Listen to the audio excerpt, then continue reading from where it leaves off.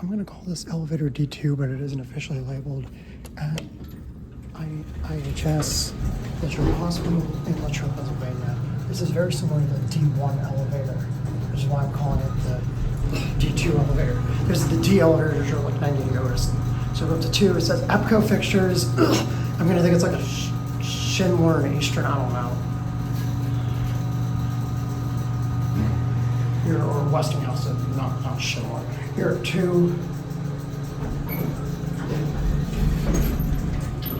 Back down the ground. This will also kind of have an annoying fan. Certificate installed 1987. Oh, it's Otis? Huh. OPEC back 13 elevator. I think the other one was 14. It's a basic pink laminate cab with the brass rails. This one's smaller than the other one. The other one was a hospital-sized cab. Ground. So this doesn't look anything like Otis. I don't know. Maybe they just call it Otis.